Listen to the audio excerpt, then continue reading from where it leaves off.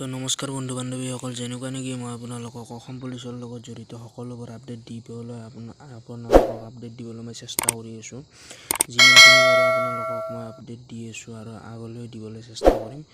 তো ফ্ৰেণ্ডছ, আজিৰ ভিডিঅ'টোত মই আপোনালোকক দেখুৱাম যে এটা লিংক এক্টিভ হৈ গৈছে। সেই লিংকটো আপোনালোকক মই দেখুৱাবলৈ চেষ্টা কৰিম। তো বলক আমি ভিডিঅ'টো বেছি লম্বা নকৰি আৰম্ভ কৰোঁ। আৰু আপোনালোকে যদি এনেকুৱা ৰেগুলাৰ চাকৰিৰ ক্ষেত্ৰতে হওক বা যিকোনো ডিফেন্সৰ ক্ষেত্ৰতে হওক যদি আপডেট বিচাৰে, তেনেহ'লে মোৰ চেনেলটো ছাবস্ক্ৰাইব কৰি থৈ দিব, যাতে আগলৈ আপোনালোকে এনেকুৱা ভিডিঅ' পাই থাকে। তো বলক আৰম্ভ কৰোঁ।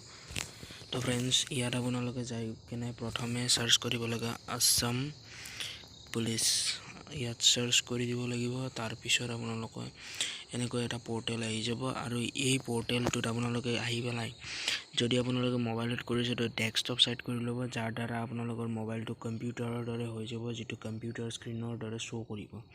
তো যিটো আমি এক্টিভ লিংকৰ কথা কৈ আছিলোঁ, এইটো আপোনালোকে দেখাই পাইছে চাগে, state level police requirement board of Assam Guwahati. এইটো আমাৰ ষ্টেট লেভেলৰ পুলিচ ৰিকুৱাৰমেণ্ট, মানে যিটো কামাণ্ডোৰ পষ্ট খোলা দিছে সেইটো 13 তাৰিখৰ পৰা আৰম্ভ হ'ব। কিন্তু যিটো AB আৰু UB SIৰ পষ্ট খোলা দিছে সেই তিনিটাৰ কাৰণে এইটো লিংক এক্টিভ কৰি দিয়া নাই। এইটো লিংকত যদি আপুনি দেখা পায়, মই আপোনালোকক দেখুৱাবলৈ চেষ্টা কৰিম। প্লিজ ক্লিক হেয়াৰ টু গ' on the online apply portal. তো অনলাইন এপ্লাই কৰিবলৈ আপোনালোকে এই লিংকটোত ক্লিক কৰি দিলে এনেকুৱা এটা পেজত আহি যাব। আৰু এই পেজটোত অহাৰ পিছত আপোনালোকে দেখিবলৈ পাইছে online apply portal will be start. Online এপ্লাইটো 10 তাৰিখ মানে অহাকালি 5টা বজাৰ পৰা সন্ধিয়া 5টা বজাৰ পৰা আৰম্ভ কৰি দিয়া হ'ব।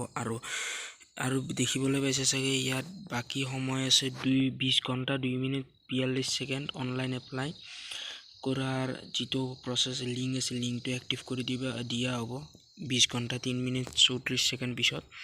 আৰু যিখিনি মই আৰু বহুকেইটাই কৈ থাকে যে এতিয়া পোষ্টটোতো 4টা 5টা খোলা দিলে, AB UB SI কামাণ্ডো, কিন্তু গোটেইকেইটাতে এপ্লাই কৰিব পাৰিবনে নাই, বা গোটেইকেইটাত এপ্লাই কৰিলে যদি কোনোবাটো ৰিজেক্ট হৈ যায়। তো ফ্ৰেণ্ডছ, মই আপোনালোকক এটা কথা কৈ দিওঁ যে ৰিজেক্ট হোৱাৰ প্ৰশ্নই নাই।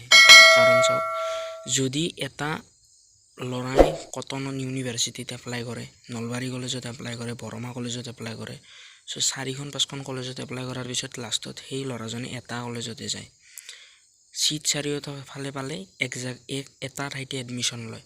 তো আপোনালোকে চাৰিওফালে এপ্লাই কৰি থ'ব পাৰে। যদি আপোনালোকে ইলিজিবল হয়, মানে এডুকেশ্যনেল কোৱালিফিকেশ্যন মিলি যায় বা বয়সেদি মিলি যায়, সেইটো যদি আপোনালোকে মিলে তো আপোনালোকে এপ্লাই কৰিব পাৰে, কোনো কথা নাই। তো আজিলৈ ইমানে। তো নেক্সট আৰু এটা ভিডিঅ' লৈ আপোনালোকৰ সন্মুখত মই প্ৰস্তুত হ'বলৈ চেষ্টা কৰিম। তো ফ্ৰেণ্ডছ, মোৰ চেনেলটো ছাবস্ক্ৰাইব কৰি থ'ব। যদি ৰেগুলাৰ আপোনালোকৰ জবৰ ক্ষেত্ৰত হওক বা বেলেগ কিবা ক্ষেত্ৰতে হওক আপডেট লাগে, তো ছাবস্ক্ৰাইব কৰি থ'ব ফ্ৰেণ্ডছ। জয় আই অসম।